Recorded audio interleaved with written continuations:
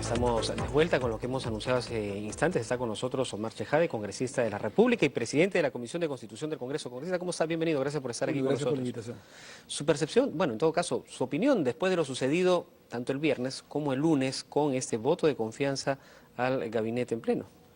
Definitivamente hemos estado en un momento de crisis política dentro del gabinete y mi opinión siempre fue que tanto en primera como segunda votación estuvimos en una situación de congelamiento, de stand-by, es decir, el Congreso de la República no le dio ni en primera ni en segunda votación el voto de confianza, el voto de investidura, y es por eso que el presidente de la República a la 1:30 de la madrugada del sábado señaló que solicitaba al Pleno del Congreso de la República una nueva votación, cosa que correspondía además por reglamento. Es más, el presidente del Congreso, Freddy Otárola, en algún momento señaló que no se había admitido el voto de confianza porque la mayoría de votos alcanzaba 72 en abstención y que 72 no podía ser menos que 41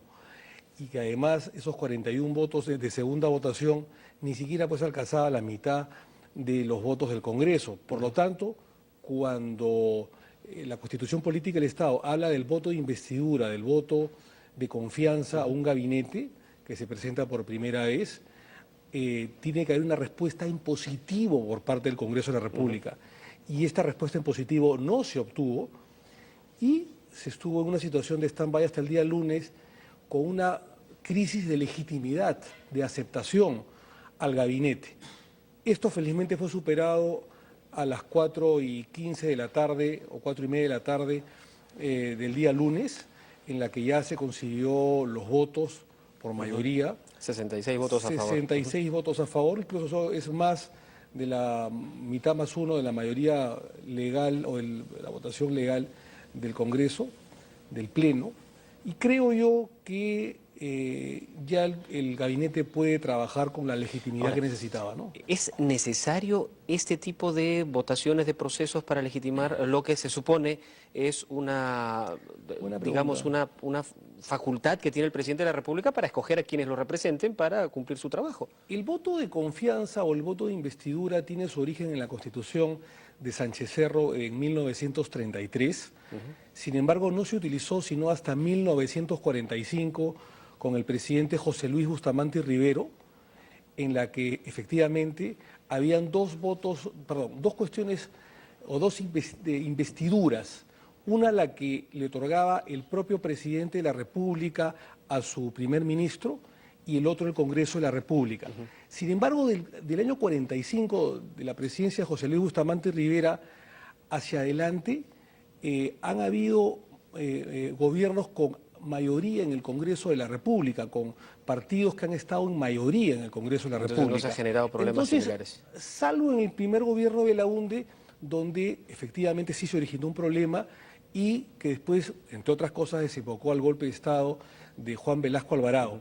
Por eso es que sabiamente la Constitución de 1979, la de Víctor Raúl Haya de la Torre, consignaba que el presidente del Consejo de Ministros, a los 30 días de ser nombrado por el presidente de la República, tenía que exponer las medidas generales de gobierno ante el Congreso de la República, es decir, exponer su plan de trabajo. Diputados y senadores se reunían en el hemiciclo de la Cámara de Diputados solo para escuchar al presidente del Consejo de Ministros y su cartera y sus demás ministros.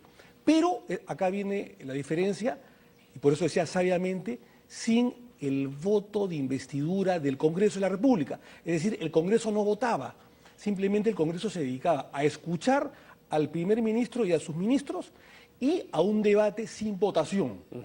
Sin embargo, la Constitución de 1993 cambia, modifica lo estipulado por la Carta del 79 y señala que además de escuchar al presidente del Consejo de Ministros, debe pasar por una votación, es decir, por el voto de confianza o por el voto de investidura. Creo yo que hay una paradoja, una contradicción, porque si la Constitución Política del Estado, como esta, es presidencialista o semipresidencialista, no puede tener una cápite parlamentarista, que es el voto de confianza. Por eso es que cuando los gobiernos como este no tienen una mayoría absoluta en el Congreso de la República de parlamentarios, suelen suceder este tipo de problemas. Y como ha venido sucediendo al menos en los 3 últimos gobiernos, es decir, no ha habido una mayoría absoluta. Por eso es que en el gobierno de Alejandro Toledo sucedió una cosa muy parecida, en la que raspando el ex premier Carlos Ferrero salió airoso con apenas 49 votos contra 44.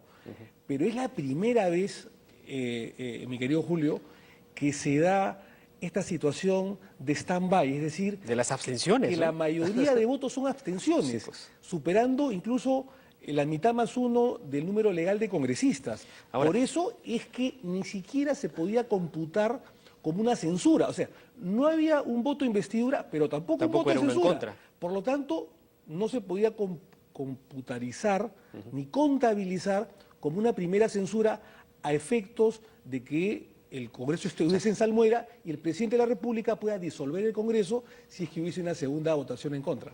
Ahora, o sea, efectivamente no se le dio el voto de confianza, pero tampoco se lo negó. Así es. Y esa es la situación en limbo en el que se quedó y que todo el mundo empezó a hablar. Ahora, el presidente de la República también se ha referido a ello y dice que hay que revisar esto, porque esta crisis no se debería volver a repetir en nuestro país.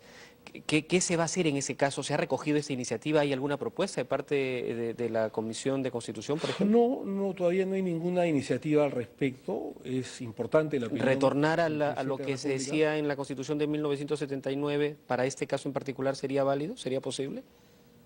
Yo tengo una opinión particular. Yo pienso que en cuanto a la votación, la discusión quedó zanjada en el año 2003, cuando la Comisión de Constitución de esa época, me parece presidida por Henry Pease,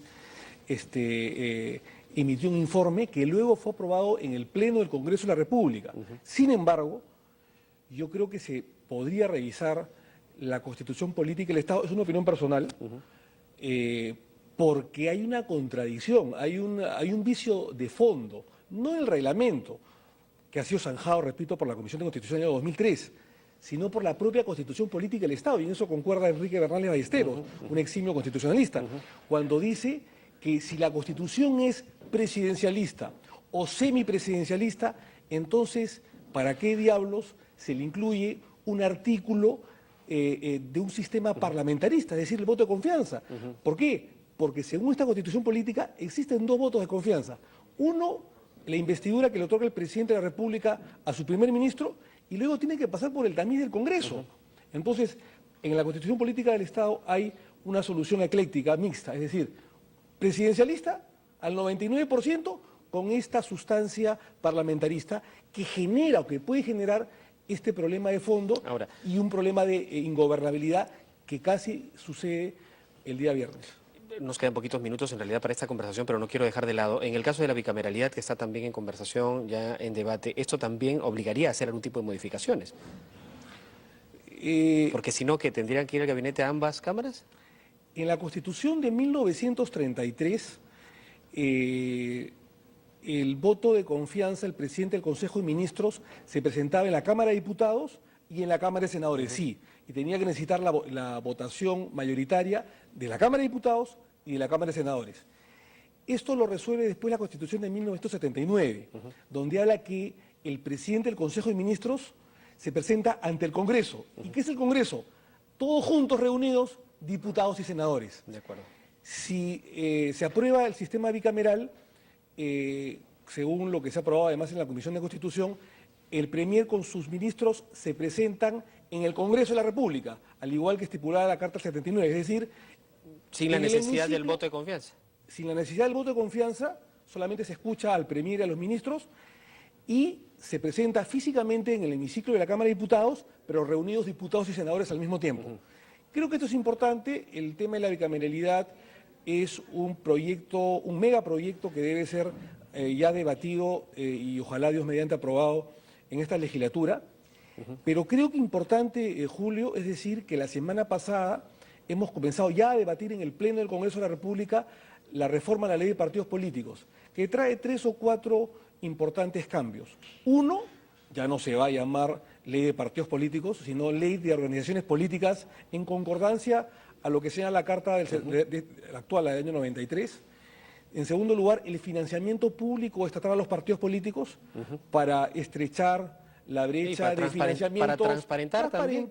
Digamos, no solamente el financiamiento a los partidos políticos, sino su mantenimiento, los cuadros políticos, la formación de cuadros políticos, estrechar además, te decía, las brechas de dineros mal habidos, de dineros que se pueden incluso infiltrar del narcotráfico, como sucedió en Colombia o en México, o hipotecarse a determinados empresarios, a determinadas personas. ¿Y el cuarto punto?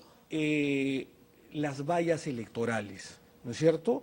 Es decir, que para que un partido esté inscrito, necesariamente tiene que tener un 5% de adherentes, y si hay alianzas, un 2.5% adicional.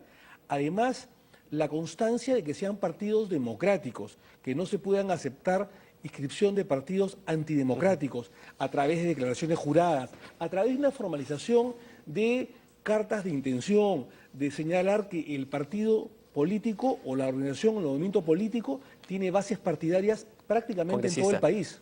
¿Cuánto tiempo considera que durará este debate? ¿Un mes, 2 meses más? Yo creo que debe durar, por la importancia y por la complejidad del proyecto, 2 o 3 sesiones en el Pleno del Congreso de la República. Es importante el debate, ha comenzado con la exposición del presidente de la Comisión, en este caso de mi persona, la semana pasada, de todas maneras. Pero tiene que aprobarse en esta legislatura. Hay un compromiso también por parte de la mesa directiva del Congreso de la República. Es importante formalizar y fortalecer los partidos políticos. Ya comenzó el debate de la ley de partidos políticos, de la reforma de partidos políticos. Creo que el financiamiento público estatal a los partidos es trascendental. El voto preferencial es otro de los puntos que se va a analizar en el debate de partidos políticos. Vamos a conversar más adelante respecto de estos temas. Vamos a seguir de cerca también este debate que ya se está dando entonces en el Parlamento. Gracias por estar con nosotros esta mañana. Omar Chejade, presidente de la Comisión de Constitución del Congreso. El congresista ha estado aquí con nosotros. Ahora de inmediato vamos con más información. Jennifer nos trae más detalles.